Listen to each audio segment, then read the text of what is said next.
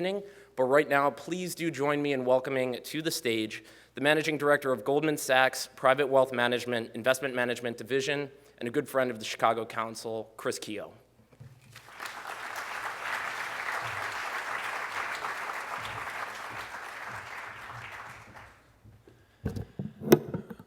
So it is my unique pleasure to introduce Ian Bremmer, good friend of mine. And so for whatever his faults are, the number one fault will be that he has chosen me as a friend, which I will assure you proves that no matter how smart you are, no matter how insatiable your intellectual curiosity, you do need to surround yourself with lesser lights and intellects in order to relax. Ian Bremmer is written many books. Currently tonight, we are going to be discussing with him his thinking that has informed the most recent one, which is called Superpower: 3 Choices for America's Role in the World. From discord in the Middle East to a potential pivot for the United States and all that is going on in Asia, to a dramatic shift in geopolitics around the European Union and NATO's challenges with Russia, there is a lot to discuss in the context and the backdrop of this thinking and this book.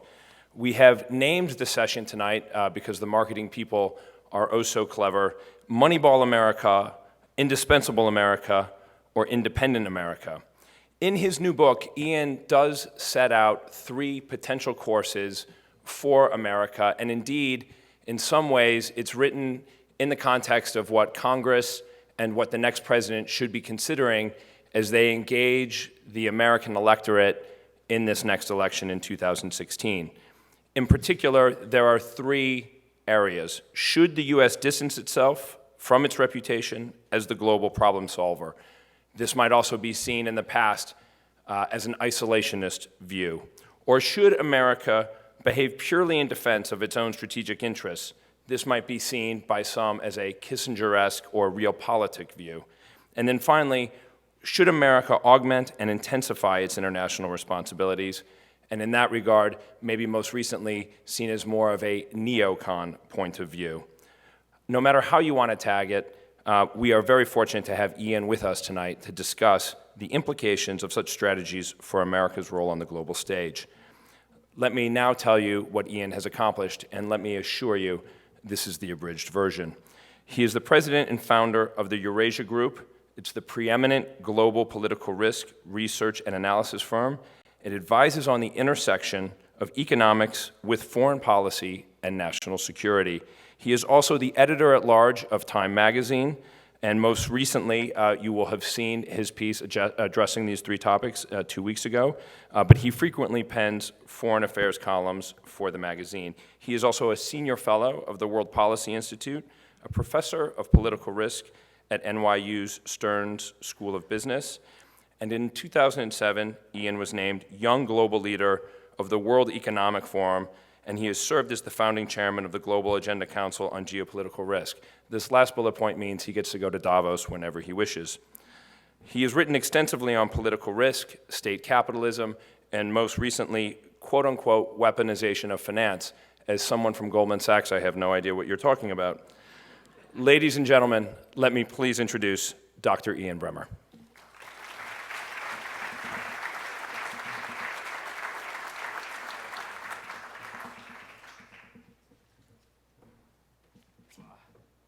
Wow, that is the most serious I've ever seen Chris in many years, and it's a real pleasure to be here in Chicago at the Chicago Council. It's not the first time I've spoken here, but it's absolutely a community that I feel like I'm a part of.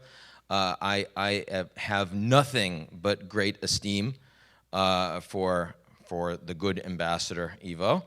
I don't know if you noticed that we actually dressed exactly the same today, and it's just to show that level of fraternity and alignment. I want to thank you all for coming tonight, and instead of Hank tomorrow evening. I will be funnier than he will be. He is not very funny. He's just not. He's really not. It doesn't mean he's a bad guy. I mean, Goldman Sachs, of course, he's a good guy, right? We're here to talk about U.S. Foreign policy, and I can outline for you my 3 roads for America, and I'll do that briefly. But let me tell you why I'm writing about this issue. The book's called Superpower. I am not a declinist. I don't believe the U.S. is in decline. 80% of the world's financial transactions use the dollar. We are the world's largest oil and gas producer. We are the largest food producer. Our demographics are pretty good. Chinese want to buy American property. They want to send their kids to American universities. These are not aspects of a country that is in decline. But when I go around the world, and when Ivo goes around the world, and we meet with the heads of state and foreign ministers of our allies, anywhere, Canada, Mexico right here, or Singapore, or Japan, or Germany, or France, or Britain, Israel and Saudi Arabia, they are all asking, we don't know what you stand for. We are concerned about your level of commitment to us, and we are behaving in ways that reflects that concern. When our Gulf allies are invited to come to a critical security summit to show how important the relationship is, and they don't show up, the Saudis say a week beforehand, actually, we're not coming, because we're aggravated. We've not seen that sort of behavior before. When Netanyahu does come after we've told him not to, right? We haven't really seen, and addresses a joint session of Congress. And Obama is really upset about this. And Biden is so upset he goes to Guatemala, which that's a serious level of upset to go to Guatemala, right? I mean, I've been upset, but I don't usually display it that way. When the Brits, who are our special relationship, decide to become founding members of the Asian Infrastructure Investment Bank that China is creating to be a competitor to the US-led World Bank. And the Brits say, actually, now we're going to join. Because, well, what are you going to do about it? We just rather that. We've not seen that before. I mean, when even the Canadians, when the IMF says that the RMB is no longer devalued and we want to put it soon in the basket of reserve currencies, and the Americans say, yes, it is, and so don't do that. And the Canadians say, actually, we're okay with it. We're fine with that. What's going on here?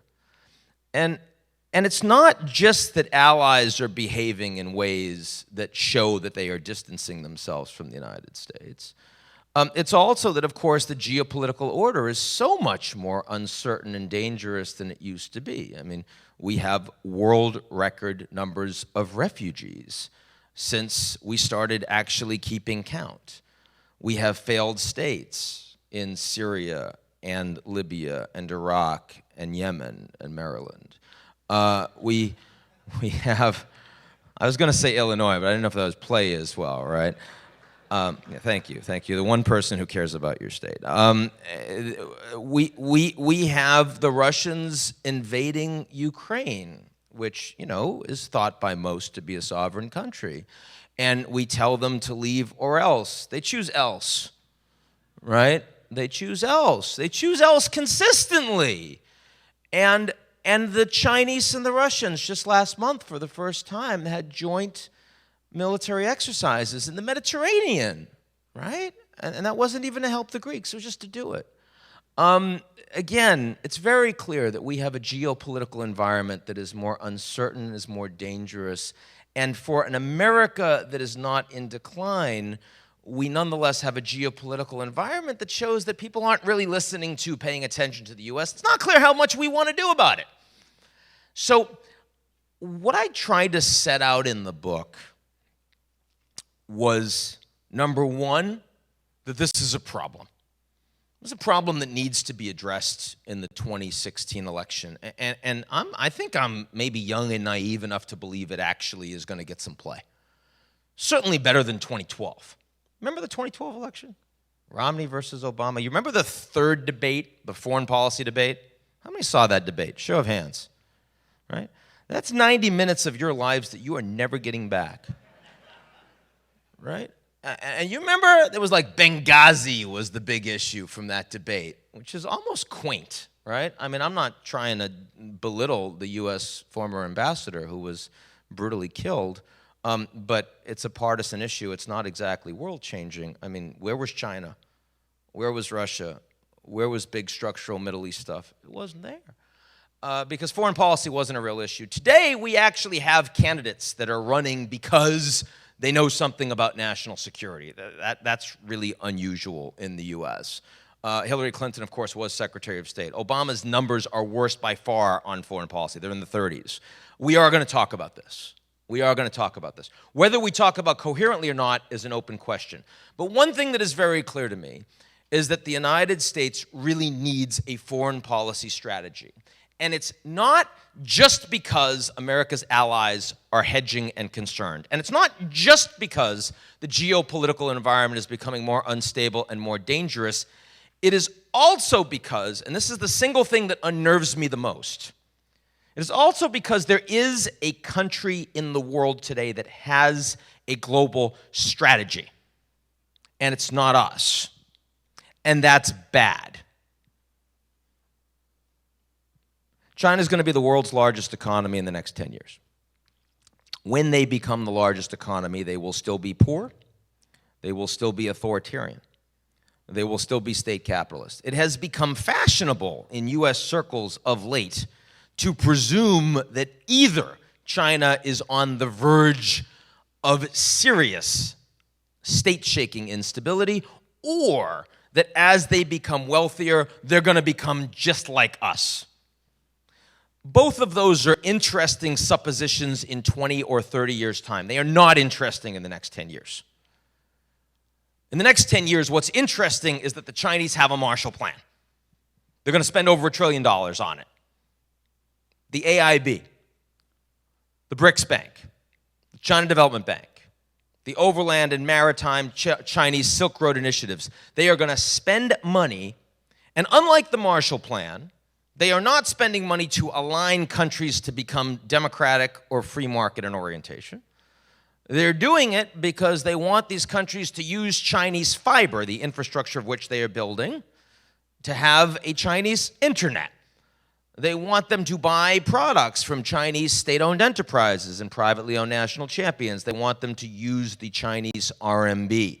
They want them to be more aligned with Chinese economic values and standards. This is a fundamental challenge to the United States. And I got at least one good thing to say about this, which is that as of today, we got the trade deal done.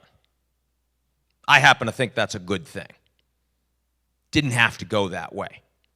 Would have been a bad thing. If I look at 8 years of Obama administration, 2 terms, I personally strongly believe that his single biggest legacy in terms of his mark on the globe is the successful passage coming shortly of the Trans-Pacific Partnership, 40% of the world's GDP.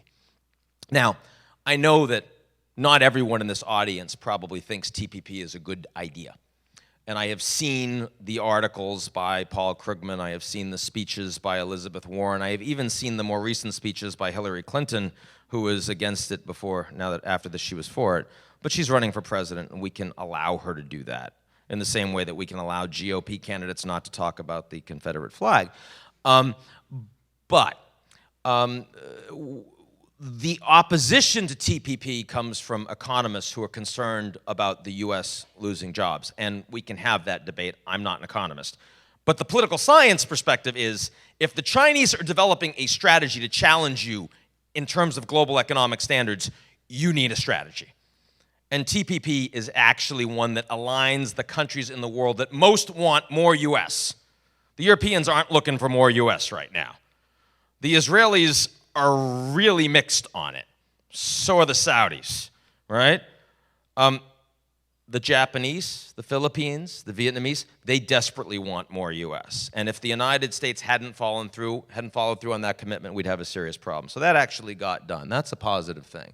But leaving that aside, the fact is that the Chinese are writing big checks, the Americans are not. Long term, this is the thing we need to worry about. Not the Middle East, not ISIS, not Europe. China. Let's put my cards on the table. So those are the reasons that I wrote the book. I'll talk briefly about what I think these options are, and then a couple of quick implications, and then we can have a wide-ranging discussion, which I think will be fun. My publisher desperately wanted me to write this book differently. He said, okay, you've made a very compelling argument for why the U.S. doesn't have foreign policy strategy and needs foreign policy strategy, right? I mean, Assad must go, but no one gets rid of him. ISIS must be destroyed, still there. Russia must leave Ukraine, no. North Korea must not have nuclear weapons. See, this isn't just Obama. Not happening, right? Make a compelling argument. So now tell the readers what we should do. I have too much respect for the readers to do that. I think that you can watch Fox or MSNBC if you want to have people tell you there's only one thing we can do. You can also just turn on the next 18 months of a $5 billion election, right, which is a complete subversion of every value that we have in this country. I'm not going to do that. I'm going to come to the Chicago Council and say we actually have 3 options that I see. Maybe we have 20, but we have 3 that are big, that are really different, that I can articulate in a way that we can have a real debate. And I think it's worth doing. And we can argue each of them strongly. So briefly, indispensable America. This is the one we're most used to. And the idea behind indispensable is we do not want to be the globe's policeman. I know we don't. We just went through Iraq and Afghanistan. It was painful, it was expensive, it didn't work. Do we really want to do that again? No, we don't. But we know that if we don't, there is nobody else that's going to do it. The Chinese have vastly more economically and commercially at stake in the Middle East. They have no interest in playing this role. The Germans, the Brits, the French were pushing us to do Libya, and afterwards, like, not it. To the extent that we're being blamed for Libya. Why are we? Blame us for Iraq. Don't blame us for Libya. That seems unfair, right? Blame the French for Libya, please. I've had this discussion with the French ambassador. He basically accepts that. Don't tweet that, okay? Because he tweets relentlessly, the French ambassador, and I'll just get in trouble. He does. He's sneaky. Where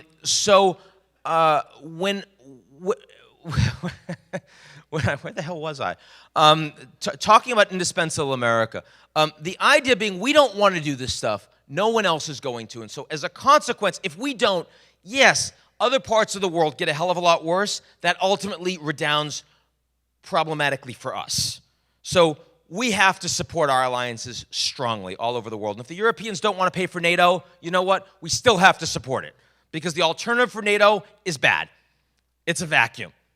The alternative for the IMF, if we don't get our act together and actually vote in Congress to strengthen it as an organization, to actually improve, sort of the alignment of votes with the way the world is, then other organizations which will emerge, they'll be smaller, less effective, and they'll challenge us. Will be death by 1,000 cuts. So we have to do that. And furthermore, it's not just about supporting our alliances. It's not just about leading. It's also about promoting American values.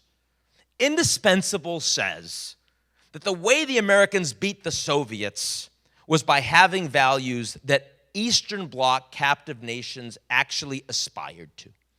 It was Voice of America. It was Radio Free Europe. It was the notion that these people who were not governed in ways that in any way respected their rights as individuals could actually want more. And yes, the Chinese and the Russians might laugh today, but long-term, America's promotion of values globally will make a difference even to the people of those countries today. That is indispensable America. And when I look at the candidates running for office today, I would say Marco Rubio is probably the one that has so far most strongly articulated that general tendency. You certainly see that for Lindsey Graham. You see a little of it for Governor Pataki. And you see kind of squibs among other members, others particularly in the GOP. Second idea, second American choice, Moneyball America. and I steal this obviously from Michael Lewis. And he wrote about the Oakland A's, which I really shouldn't have done because they're in the tank right now. But Moneyball, the idea behind Moneyball, right, is this is a Goldman Sachs thing. This is an investment bank thing. This is stop with the values, right? No one cares. No one wants to listen. You think the Chinese are going to pay attention to you when you say, we want you to pay attention to human rights? Really ineffective. Ask the demonstrators in Hong Kong how much they think the Americans are really going to support them on human rights. Because we're not going to fight the Chinese on Hong Kong. They're just going to get it. Tough, right? The Russians are going to pay attention to us on liberal democracy? You got to be kidding me. Free markets getting subverted every day. People are doing industrial policy. Look at the NSA. Talk about free markets, U.S. relationship with IT. Stop with the sentimentality. Enough already. Play Moneyball, right? Focus, instead of values, focus on the value the Americans can actually get from the money that's being spent. Doesn't mean that you're not doing a lot of foreign policy. You are, but you're making smart bets. You're betting in the areas where you can really make a difference. That means a pivot to Asia, a real pivot to Asia. You know, I'm not a good basketball player. That should shock all of you. But I enjoy the NBA. I even use NBA analogies in my foreign policy analysis. Anyone follow me on Twitter? 3 people? Nobody does. I said 2 days ago that I thought that the Greek crisis was like the NBA because you only need to follow it for the last 5 minutes. But also like the NBA, the last 5 minutes takes a lot longer than the last 5 minutes. That's another thing about the Greek crisis. But the point is that a pivot in basketball, at least in basketball, a pivot means that you actually do move one foot. That it was here, it goes someplace else. Well, that means that you used to have a foot in, say, Israel-Palestine. No, you don't have that foot there anymore. You had a foot in Saudi Arabia. The foot's going away. Why? Because our interests are changing. Stop. So many people in America think that the Middle East is the most important thing for us in the world. It used to be, sort of, a little bit. I mean, there were days, certainly during the oil shock. We are the world's largest producer. We don't care as much about this stuff. ISIS is a very bad organization. Someone asked me the other day, what do you think about ISIS? I said, they're very bad. I just stopped. I went to the next question. He's like, well, that's not what I meant. Oh, you asked that question? You want a question? I think that a pivot implies that the U.S. is really going to do Asia and is going to stop doing a lot of other things. And if the Europeans want to put real money into NATO, then NATO matters. And if they don't, NATO's less important. And if the Europeans are prepared to really stand up to the Russians on Ukraine, then the Ukrainians are going to get some help and the U.S. will be a part of it. And if they're not, I'm sorry, Ukraine. We're not going to do it. Coalitions of the willing, much more important for Moneyball America. Final path, independent America. Not isolationist America. The Economist magazine last week, the cover, had the American flag, and it was all about the Middle East, and it said that the United States is leaving the Middle East, and the world should really not like that. I actually strongly disagree with that statement. I don't think the U.S. is leaving the Middle East. I think that what we've seen is the U.S. is talking a very multilateral game on the Middle East, while in reality it's acting very unilaterally in the Middle East. Not on Iran, which we can talk about, very interesting, but certainly in terms of this weaponization of finance, using U.S. banks to follow the money and squeeze the accounts, using special forces to go after the CFO of ISIS. We're not asking allies if it's for permission. We're just doing it, right? Special forces, drones, bombing, you name it. FIFA, really good example of independent America. We didn't really need allies for FIFA. In fact, allies weren't going to help us. You know that the Ukrainians actually voted for Sepp Blatter after it was astonishing to me, right? They voted with the Russians. The Ukrainians should not vote with the Russians on anything, just as a matter of course, but they voted for Sepp Blatter. But the Americans basically said, you know what, FIFA, you're very bad people, and you used our banks. So we're going to find you, we're going to hunt you down. And by the way, we might well take the World Cup away from Qatar and Russia. And for those of you worried about Russia, I am much more worried about what the Russians do if the World Cup goes away than any sanctions we put on because of Ukraine. because you're talking about tens of billions of dollars lining the pockets of the key oligarchs that support Putin. And you're talking about national pride. You're talking about half-finished World Cup stadiums. If this goes away, I think he's reacting in a way that probably will seriously unsettle markets. I would worry about that. For me, that's like one of the biggest fat tail risks in the world in the next 12 months, is watching what happens with FIFA and the Russian World Cup in 2018. Kind of interesting. But independent America. Independent America says that the United States is going to engage internationally unilaterally. And aside from that, is going to do a lot less. And the U.S. is going to lead by example. American values really matter at home. And that other countries will ultimately be more aligned with the United States if they see that U.S. values and principles work well in the U.S. So the U.S. becomes the ultimate too big to fail. The Chinese will react really well to that because they tend to want to go to places that have models that work, and they tend to want to align more to them over the long term. After 2008, with the financial crisis, a lot of Chinese policymakers said, why are we believing in that model? Makes no sense. In 2015, when the Americans suddenly look like a much better economy and economic bet than the Europeans do, a lot of Chinese are saying, maybe we were too hasty in 2008. Leading by example also means that some of the values that Americans say that they live up to at home and haven't, we should maybe give some thought to. So the idea that there are 4 million refugees that are coming from Syria and the United States has accepted less than 1,000 seems small. You might imagine that there is no Statue of Liberty in the U.S. Certainly no presidential candidates are speaking as if it exists.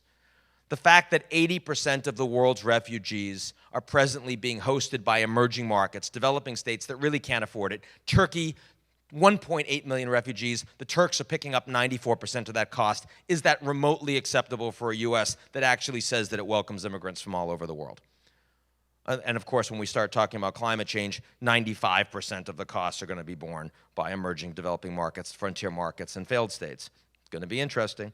So and if you ask me who reflects Moneyball, I didn't say that, and who reflects independent, I would say that Hillary Clinton, when she was Secretary of State, was actually quite oriented towards Moneyball. The pivot to Asia, such as it was, Libya, such as it was, Russian reset, such as it was, certainly the whole notion of don't criticize China on human rights, all of that sort of thing. Where independent, you're closest to Bernie Sanders and Rand Paul. Now, I honestly believe that all three of these are feasible. And yes, at the end of the book, I say that I have a preference for one over the three, but it's a kind of weak preference. And in part, that preference comes from not being very impressed that our present slate of leaders are really going to put through the other two. And we can talk about which it is during questions or discussion if you want, but ultimately that's not why I wrote the book. I wrote the book because I want us to debate this, because we deserve this debate. And if I'm speaking to a choir anywhere, it has to be this room, right? You guys are giving me your evening because you think this is important. So at the very least, once you've read the book, as I hope you will, and you're going to become members of the Chicago Council if you aren't, because then you get it for free, you'll have this discussion. It'll be useful. One final thing I'll say before I bring people up before we have questions, and that is that one of the things I did was I took a survey nationally of Americans asking what we think, which of these three we prefer. And it was really interesting. I got answers all over the map. There was no strong, articulate response for one as opposed to the other. You could say that that's a negative. I think it's a positive.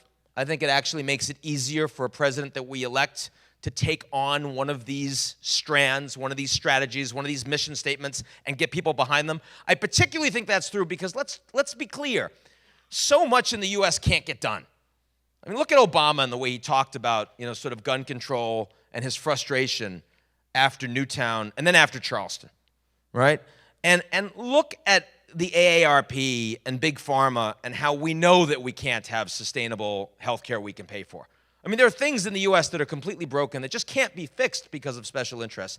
Foreign policy is not one of those things. Democrats and Republicans are all over the map on foreign policy. It is not a partisan divide issue. I think that's an opportunity. And that gives 2016 a real chance for debate. The one thing I would caution you on is that the one place I did see a very interesting divide in the data I got on this survey was a generation gap. Americans over 50 skew heavily to indispensable America. They remember the Cold War. They remember what it was to be the global policeman. They've lived through it. They understand the excesses, but they understand the values. Millennials strongly support independent America. They really don't buy the line being sold to them by politicians. They think that money is being spent that is taking away from their legacy, and they want to see it stopped. And certainly, if you project that over time, that could tell you that it might be that the constraints on American leaders in 10 and 20 years in terms of what is and isn't possible for the projection of American power is not just going to become more problematic geopolitically because China's getting bigger and the world's fragmenting and all the rest. It's also potentially going to be more challenging demographically within the United States. I think we should worry about that. So, look, I didn't really know exactly how I was going to orient the comments when you invited me up here, but it kind of felt like the narrative worked. I hope you found this an interesting kind of entry to the book and to the ideas. I'm delighted you're all here, and now I think we have a lot of time to really engage in discussion on the issues that are on the headlines today. So I'm looking forward to that. Thank you all very, very much.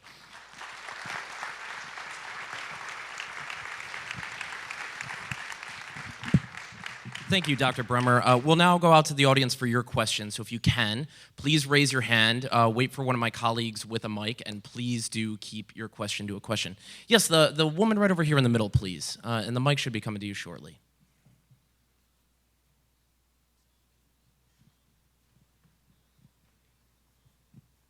So you talked a lot about the Northern Hemisphere. Where does South America and Africa fit into this global scheme? Thank you. Completely differently, as I'm sure you can imagine, for both of them. I mean, South America, so if I were advising a presidential candidate today on opportunities, I would talk heavily about Brazil. I don't know if you've seen that in the past few days, the Brazilians have been trying to argue to weaken Mercosur's trade rules because they're so frustrated with the Argentines installing them on an EU deal that they want to actually be able to get it done without unanimity. The Brazilians are basically like the best house on a lousy block. They're in the BRICS, they're in Mercosur, they're much more developed, and they're experiencing a lot of problems at home. They're going through this massive corruption scandal that's going to be taking out a lot of their ministers, CEOs, and ultimately probably getting the former President Lula. It is a great thing. It's the crisis they need. It is over time going to force them to actually clean up. And, you know, Brazil has an investigator that's independent. They actually have an independent judiciary. They can't stop this until it reaches its logical conclusion or they run out of resources. And given that the SEC is helping them, they're going to have a lot of resources. I think this is the opportunity for a new American president to say we want to really get Brazil aligned economically with the U.S. We want to talk long-term about Brazil and NAFTA. We want to talk long-term about Brazil and TPP. I think there's a real chance there. And especially because the president after Dilma Rousseff, who will leave her presidency in ignominy and whose workers' PT party is going to basically collapse, will not be, you know, a pro-business right-wing person, but will be much more of a centrist. Will be much more of a can-do person who will benefit from all of the things that Dilma has accomplished because she's had to over the course of her presidency. I think that's a real opportunity for the U.S. Aside from that, when you talk about Latin America, it's not that interesting.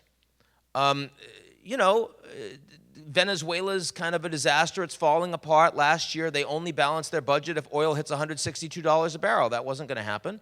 And so they're running out of cash. The Chinese threw them $3.5 billion, and so they don't default. But it's not going anywhere.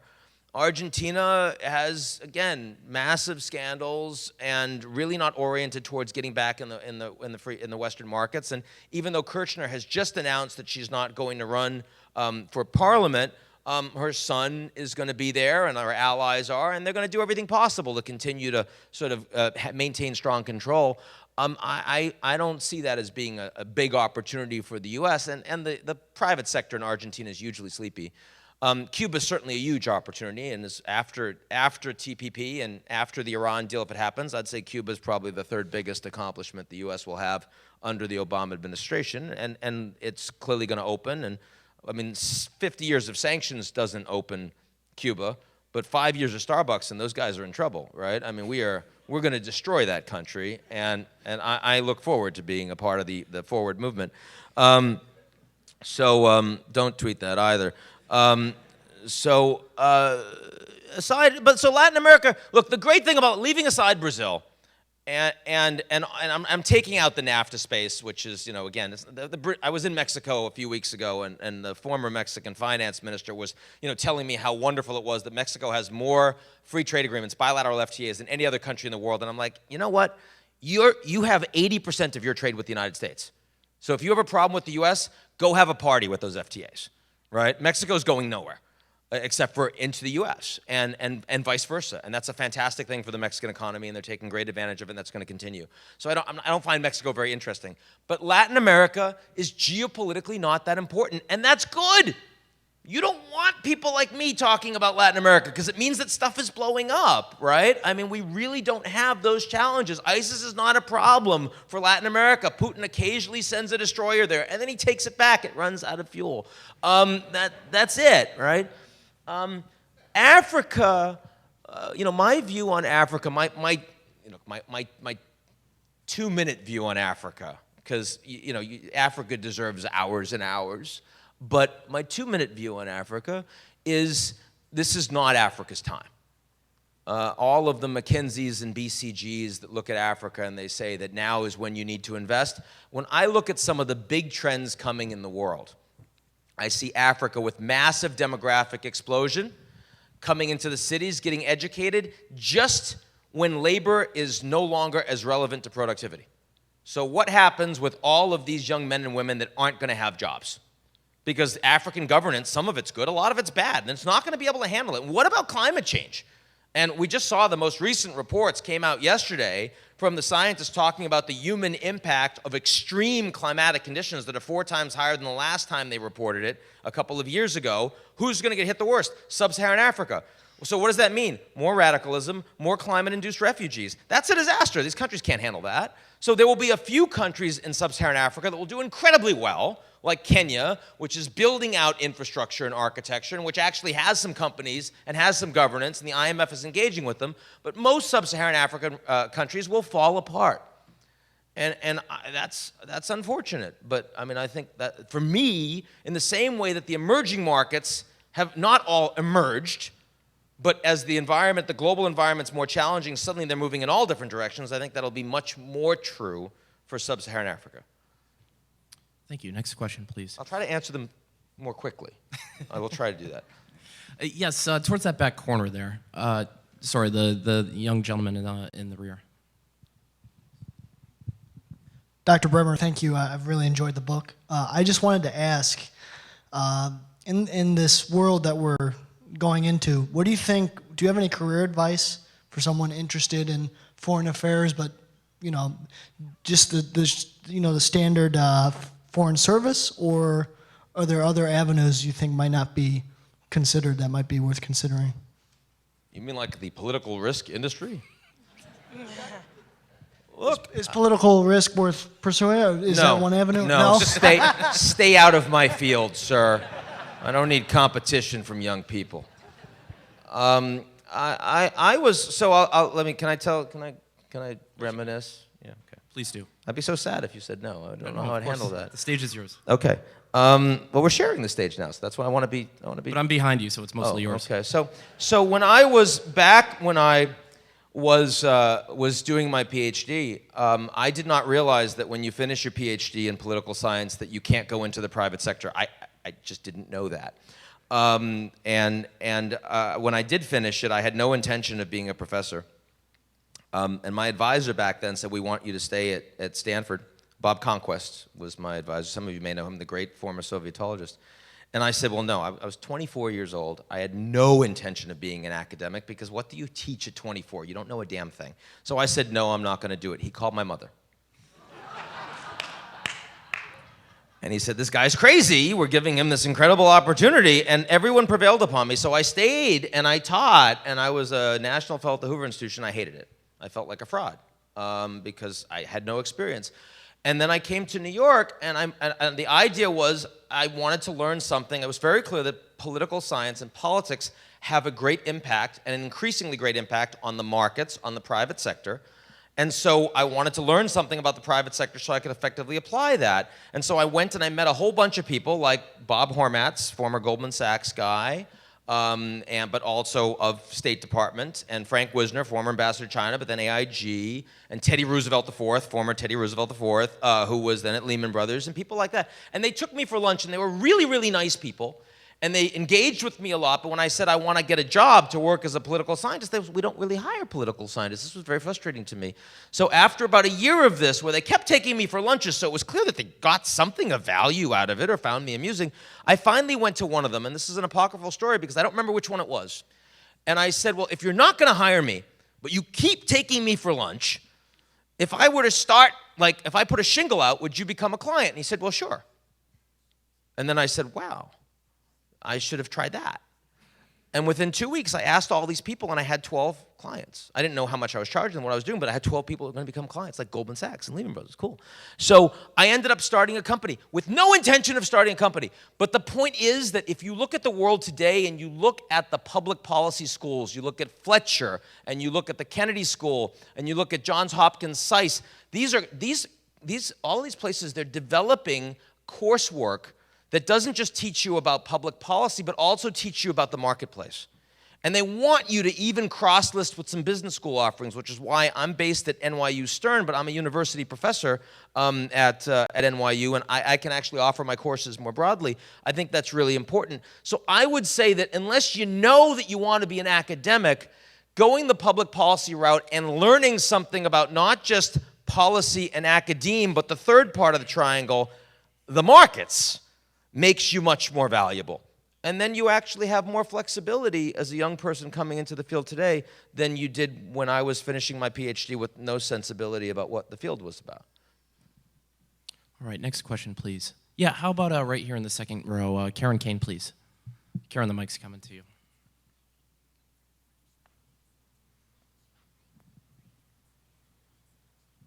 Thank you so much. You mentioned 3 directions for the U.S., and yet you see one trajectory for China. Discuss. No. I don't see. Well, I see that the Chinese, in terms of what they are doing right now, they understand that they have enormous challenges at home. They must restructure their economy in order to focus away from fixed state investment that's commodities intensive and towards the consumer. And they understand that they must engage in that economic reform without political reform. They learned from Gorbachev. They have no interest in liberalization or glasnost. That is their plan. That is an incredibly heavy lift. It is a difficult thing for them to do. It's going to take a long time. It's going to be very distracting. They are trying internationally to create a foreign policy that facilitates that. I would argue that Chinese options today are radically more limited than those of the United States. First of all, because their foreign policy has to support this incredibly challenging transition, which U.S. foreign policy doesn't have to do. But the second point is that Chinese foreign policy has to make use almost exclusively of their economic and commercial strength. They don't have a global military strategy. They don't have a global diplomatic strategy. They can't. The Americans are too big. They're not going to threaten the Americans militarily. Even in their backyard, I think that on the South China Sea with the Chinese building these artificial islands, I believe that if the Americans escalate, the Chinese will demur. I could be proven wrong, but that's my view. And certainly in terms of China versus Japan, the Chinese actually have worked really hard in the last 18 months to try to take that off the boil, and we can talk in detail about how they've done that. I think the Chinese understand that as a non-superpower, with the economics going for them, with a relatively limited time horizon and window before things potentially get really dicey domestically in China, with India going to get a lot more powerful in the next 5 to 10 years and wanting to have a seat at the lot of institutions that the Chinese are now trying to build, that the Chinese have a fairly limited set of policies that they can actually hit upon that will really get return for them. So the Chinese are playing, right, a very serious Moneyball policy purely economically. And yeah, indispensable is not, I know there are many Chinese that would love to play indispensable in 30 to 50 years. It is really not an opportunity for them. And there are almost no Chinese that want to really play independent today because they think that if they do that, they're going to lose an enormous opportunity when life becomes more challenging both domestically and internationally going forward. So that's my view. All right, next question, please. Yes, all the way in the back, please. The gentleman with the pink shirt. Thank you. It seems easier to sell politically the indispensable foreign policy and the, not isolationist, the, I'm sorry, the independence. I'm kind of interested in the Moneyball one. Is there a way to really try to sell that to 300 million people? Or do you really need to campaign on one, and then once you get into office, you slide into a Moneyball approach? You know, Thank you. It's easy for me to say yes to you that indispensable and independent are what you need to campaign on, but that implies that you're going to win or lose the candidacy in some significant way on the basis of what foreign policy you pick. I just don't buy that. I mean, I understand that Hillary had people advising her that were saying, don't take this position on TPP because, you know, it's going to hurt you. It's inconceivable to me that someone as smart as Hillary actually believes that her stance on TPP has one iota of difference in terms of her getting the nomination or winning or losing the ultimate presidency. So I think that if you're a candidate, so Scott Walker, I was really pleased to see, he was on the campaign trail last week, and he was asked, you know, so you say foreign policy is important, but you don't really have any experience. What are you doing to get up to speed? And last weekend, 2 weekends ago, not this past weekend, the weekend before, he said, well, actually, there's this book called Superpower that asks a lot of really important questions, and I'm reading it right now, and I'm like, wow, that is freaking cool, right? So I'm talking to his team, and I'm going to see him in relatively short order. It'll be really interesting, and you know, I certainly will try to tell him that the important thing from my perspective that he does is actually decide which one of these policies he's most aligned with, and it can be any of the three, and really push it. I will not tell him that I think you need to be indispensable. I actually think that false indispensable is something you can sniff out. I think saying that you're going to do 10,000 troops on the ground in Iraq, or saying like Bush did, Bush's trip to Europe, someone asked me the other day, how'd it go? Was it okay? I'm like, well, he got back. I mean, I didn't think it was a great trip. I mean, he's asked about Russia, and he says, we need to be tougher on Russia, but we can't push them into the hands of the Chinese. Okay, how would you like to do that? Silence, right? I mean, we need an articulate response for what indispensable really is, or people aren't going to buy it. I agree it's easiest to wrap yourself in the flag as long as you don't have to answer questions. But this is an 18-month campaign, and again, you have candidates that actually know something about national security. I would not want to be the person running against Hillary Clinton in a debate, wrapping myself in the flag and not actually having the ability to follow through on details. I think she'll hurt that person, right? Now, again, I don't think that's what's going to win or lose the election, but still, it's part of the narrative, and given that you want to be ready on everything, I think you're better off being strong Moneyball, strong independent, strong indispensable. The American population is completely divided, than actually saying, I really want to just be one or the other, but I'm not going to follow through on it. We'll see. We'll see if I'm right or you're right on this one. Could go either way.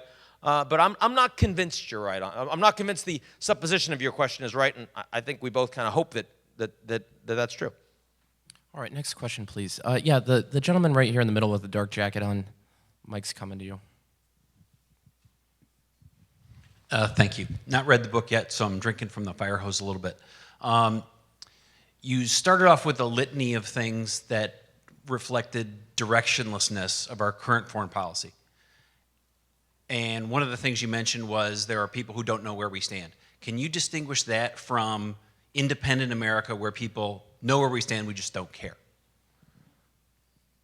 How about know where we stand and don't like it? Because I don't think know where we stand and don't care is likely. Know where we stand and don't like it, I will distinguish from that. So imagine you have a relationship, a husband, a wife, a family member, and suddenly relationship has gone very well. And suddenly something has changed. And you know that something has changed because you know that person very well. And you ask them, what's up? And they say, nothing. Everything's fine. And you ask them again because you know that that's not the case. And they say, it's fine, everything is fine. Everything is just the way it was yesterday and last year. It is fine. Now, let me tell you, in that circumstance, not only do you know something is wrong, but you assume the worst. It's cancer, right? The person's going to die. It's an affair. It's whatever it is. It's something horrifying. I think that American allies, not knowing what America stands for, has them presuming the absolute worst. Where if the Americans were to sit down with the Saudis and say, look, we still sell you all of these weapons. The companies that sell these weapons are important to us and they have influence. We're still cooperating with you in trying to fight terror. You're not always as upfront about it as we'd like, but we're engaging on it. But on oil, we used to be with you, we're not anymore. So this relationship is going to be important in some areas, less important in others. But it's not like we're suddenly just leaving you and going to Iran. What the Saudis believe is happening is we are leaving them and going to Iran because we are telling them everything is just the way it was. It's not. And I think the same thing is true for Netanyahu. At least with the Chinese are big enough that the Americans will sit down with the Chinese and have a more frank conversation. We'll say, we hate you on cyber, we're at war with each other. But on climate, we should both sit down and come up with where we want to be in 2030 because we can actually move other countries more if we say something because we have the greatest heft. That is actually a more honest way of going at the relationship and ultimately more constructive. All right, next question, please. Yeah, how about right down front here? Stephen, the mic will be to you in just a second.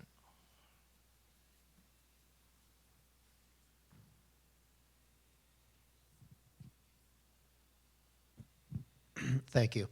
I'm just wondering, I am dating myself, but I go back to remember Nixon going to China and Deng Xiaoping coming to the United States and being entertained at the Kennedy Center. And then Deng Xiaoping went back to China and wanted to try and create a perfect capitalist state. Do you think we have missed opportunities in continuing that positive relationship with China? And are you regretful about it if you think that that's so, or do you think it's a good thing? Thanks, Stephen. So I certainly think if you look at building the WTO and getting the Chinese in the World Trade Organization, that is precisely the kind of thing that you generally want to support. And one of the reasons I'm so supportive of the Trans-Pacific Partnership is I think that when you create that kind of depth and alignment among countries that want to be with the U.S., that the Chinese who do not want to be isolated from that, that's something that will ultimately push them in a reformist direction, nudge them. It'll be one of many factors. There'll be lots of other factors moving in that direction, others moving the other way that will help. Look, ultimately, whether or not China succeeds or fails, and ultimately whether or not China is more oriented towards us or not, is going to have much more to do with domestic factors at home in China than it does with what the U.S. does. But at the margins, we matter. And do I think that we have screwed up some at the margin? Oh, absolutely. Do I think we should have allowed the AIIB to be an us versus them thing and tell American allies don't join it? No, we should not have done that. Once it was going to happen, we should have gotten on board so that we can influence it, be a part of it, maybe even subvert it, right? But get in, right? And before that, should we have pushed our Congress harder to have actually had this vote on the IMF to give the Chinese and other emerging markets more voting rights at the expense of the Europeans? Yes, we should have. And will the IMF be a little harder for the Americans to run? Yes, but it'll still be the IMF, which is vastly better than organizations that aren't created by the United States. Because IMF conditionality is the conditionality we want. So I think we've made a bunch of mistakes like that. But I think the biggest mistake we make is that American exceptionalism means that we find it virtually impossible to put ourselves in the shoes of other countries. So we use things like responsible stakeholdership. Tomorrow night, I suspect at some point, Hank Paulson will say something that sounds like the Chinese need to be responsible stakeholders. Bob Zoellick says it all the time. Now, from the China, I think we should just retire that. It's like the Confederate flag. We should retire responsible stakeholdership, because what it means is that from our perspective, well, the Chinese are getting bigger, and so they should be doing more of their share in all of the global leadership that the U.S. has done. From the Chinese perspective, responsible stakeholdership is you are a rich country, we are a poor country, you would like us to act as if we were a rich country, and furthermore, you want us to support institutions that you created with your rich country friends to advance the interests of rich countries, which allows you to have a world where 80% of the burden of refugees falls on poor countries, or climate falls on poor countries. Is that remotely useful from the Chinese perspective? And is there anyone senior right now in Washington that is really saying, wow, I need to understand this more effectively from the Chinese perspective? We are not. So, and by the way, the Chinese need to retire win-win. I love it when the Chinese say win-win. They say, no, we're going to have a great new relationship. It's going to be win-win. The biggest joke I've heard from Chinese oligarchs is, you know what win-win means? It means we win twice. That's what they say. We have to stop lying to each other. It was great. There was no problem with us lying to the Chinese when they were so small that they had no choice but to take it. But when they get to the point that they can actually sock it to us and say no and veto effectively at home and even in their region and sometimes more broadly, then it behooves us for our own interests long term to try to put ourselves more effectively in their shoes. We seem to be incapable as a nation of doing that. I think that's the biggest opportunity we've missed. All right, next question, please. Yes, Ivo Dalder, Council President, right down front.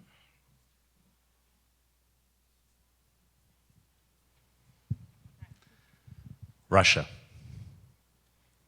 40 years Cold War, 25 years of trying to work together, and they invade Ukraine. What went wrong?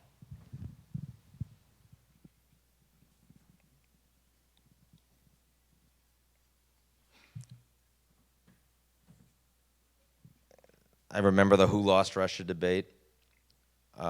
Seems so quaint in the Clinton administration compared to how we really lost Russia today.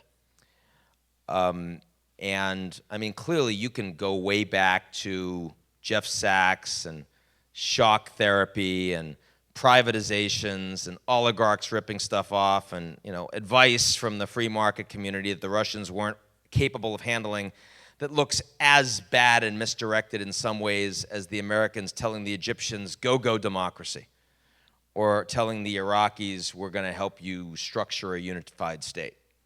We make mistakes with nation and state building. We're not always very good at it. I accept that that's part of it.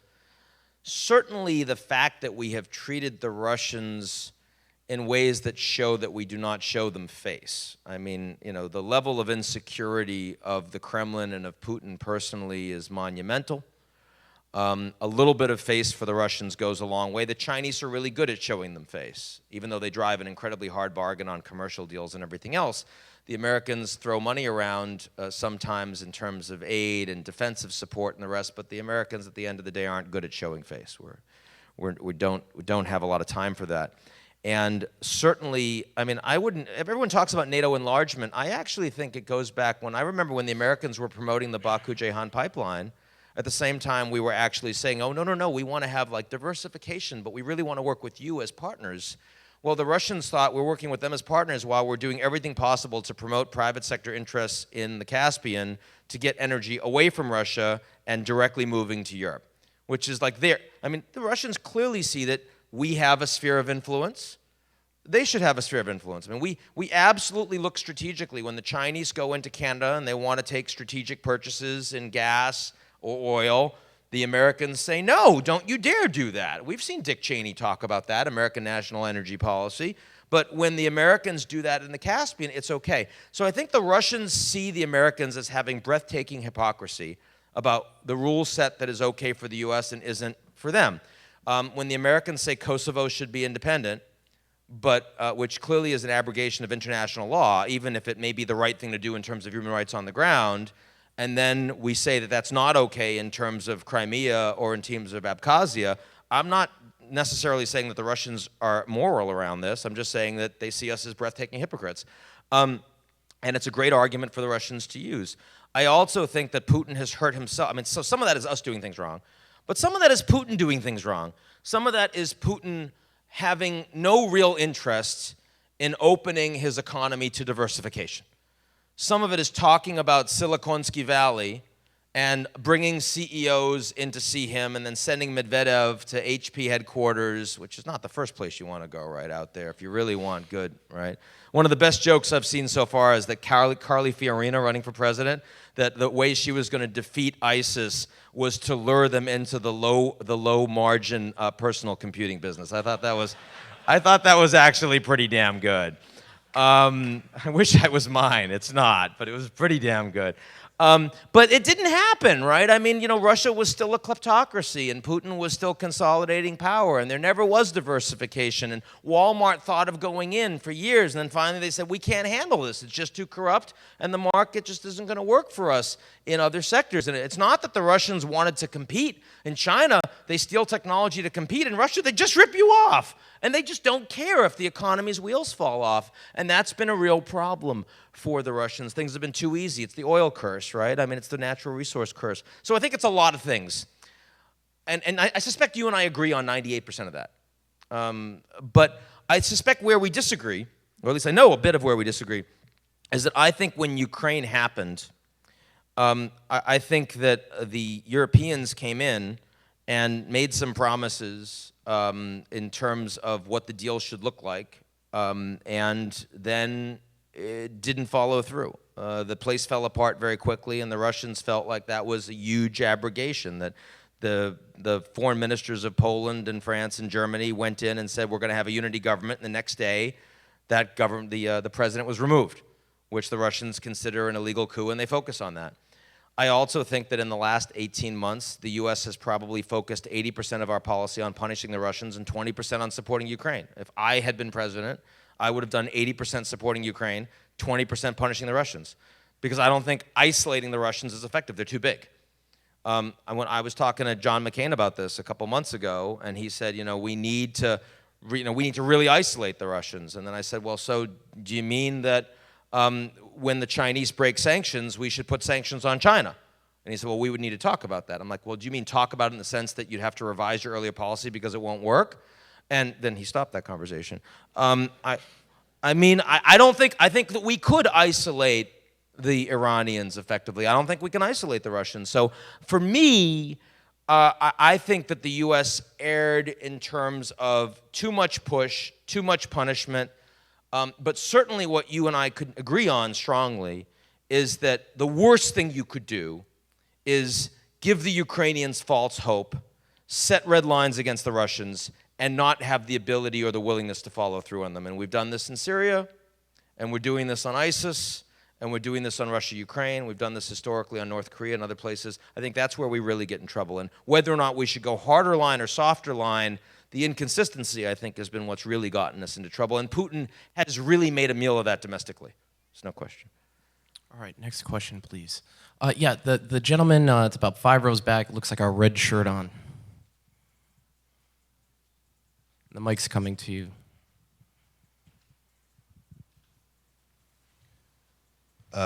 Dr. Bremmer, you, when explaining the Moneyball philosophy just now, you used economic factors such as increased domestic oil production and America's desire to pivot more towards Asia as examples of situations in the form of Hong Kong and in the form of some things in the Middle East kind of being rendered moot, some of those more predominantly human rights related conflicts.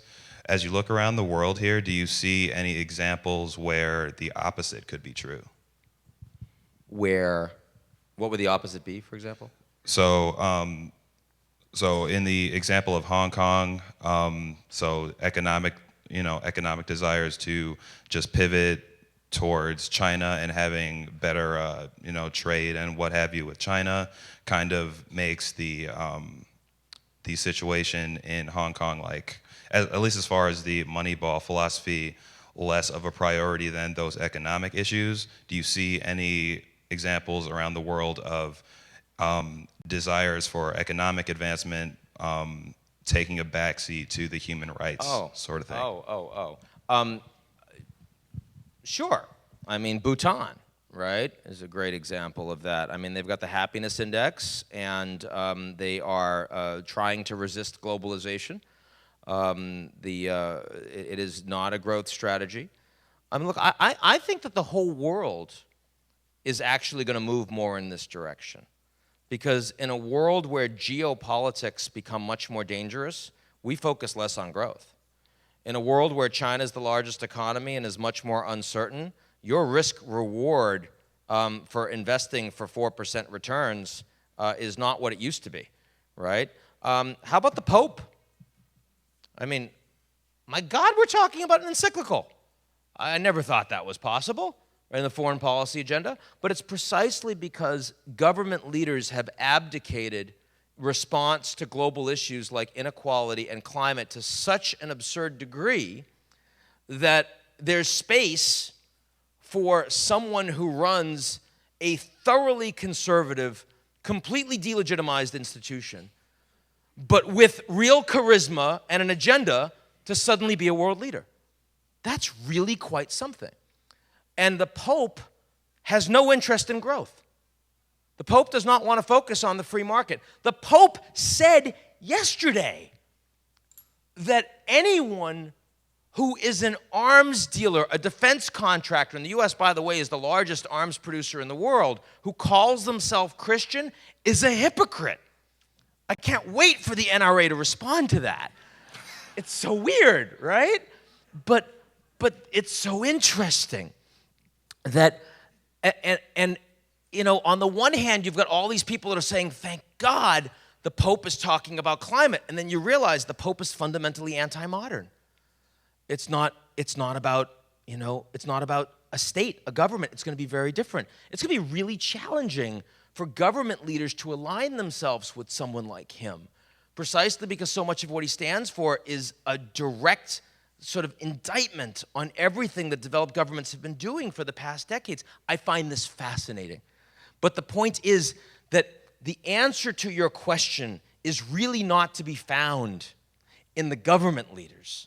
The answer to your question is to be found in the people that emerge who have greater influence, precisely because government's answers that are always around growth are increasingly unsatisfactory. All right, next question, please. Yeah, right down here in the middle, please. Oh, sorry, the gentleman in the dark jacket here. Back to Russia for a moment. Fascinating insight on the fat tail risk to markets if Qatar loses the World Cup. Can you... No, if Russia. Qatar, we don't care. If Russia loses the World Cup. If Russia, sorry. Yeah.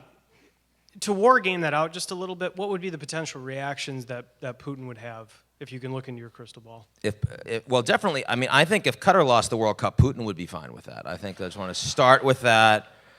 But, FIFA, the FIFA senior staffers that remain came out last week and said that if malfeasance is found, that they would reopen the decision to grant Russia and Qatar the World Cup. So, I mean, malfeasance will be found. The question is when. And the Americans, once you open a case, we're on it.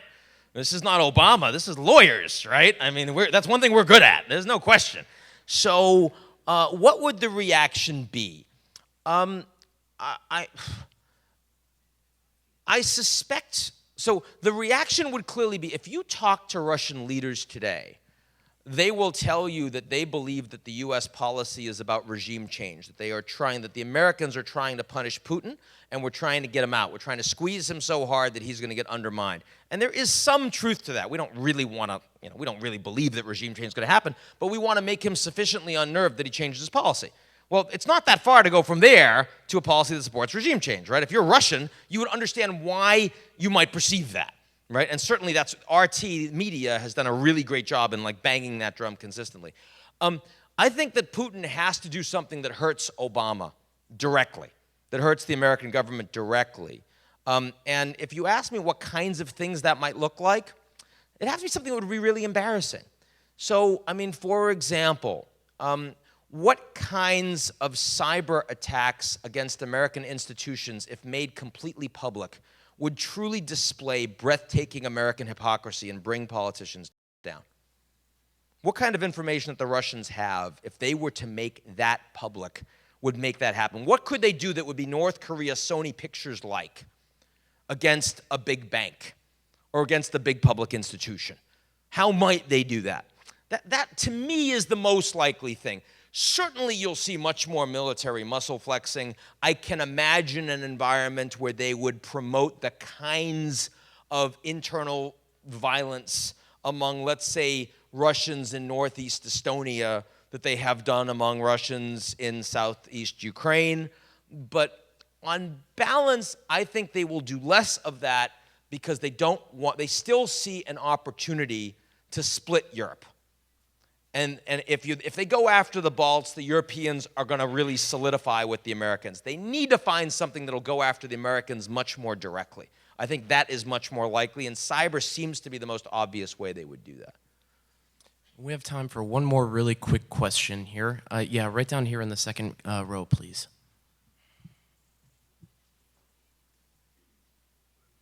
Please. It's right behind you.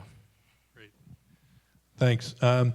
With China, you mentioned that they have limited time, limited options. I mean, how much time do you think they have to make this transition they're under, and is there anything that you could point us to look at, or build a little model for when we should short Shanghai or anything like that? Yeah, I mean, I'm someone who believes that limited does not mean 2 or 3 years. I've been very bemused by all of these people that say, oh my God, the bottom's about to fall out.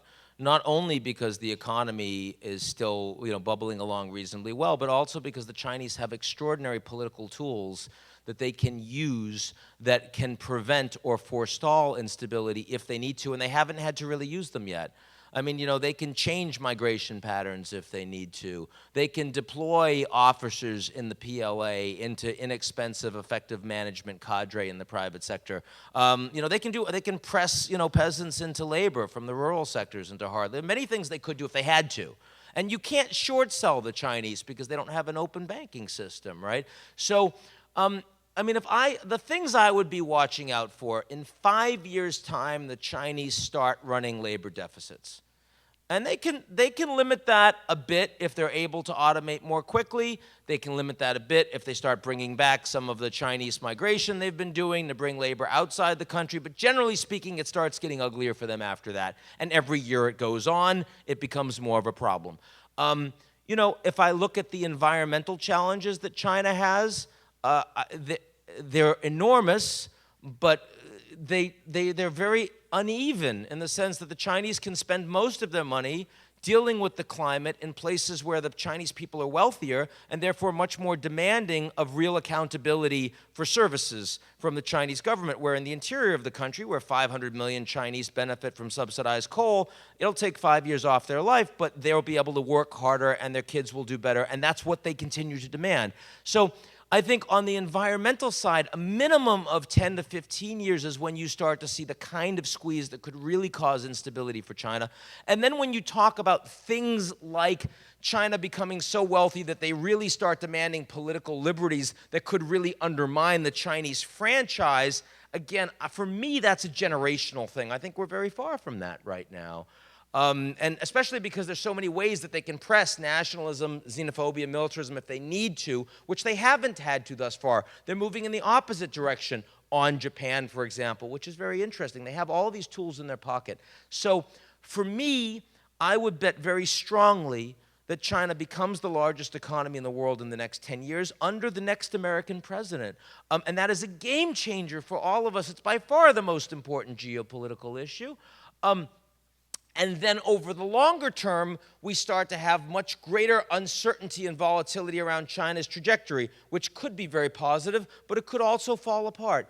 And I don't have a very strong view on which direction that's heading at that point, aside from to say that I'd be willing to make very big bets that the level of volatility that China will have when it's the largest economy is several terms of magnitude greater than that which will be affecting the Americans or the Europeans at that point. And that means that global growth will be much more uncertain. The global marketplace will be more uncertain. And that will, on balance, be a benefit to developed markets and consolidated democracies that are seen to be more resilient. We will put a higher price on resiliency when China becomes the largest economy in the world. Well, ladies and gentlemen, unfortunately, that's all we have time for, so please join me in thanking Ian Bremmer.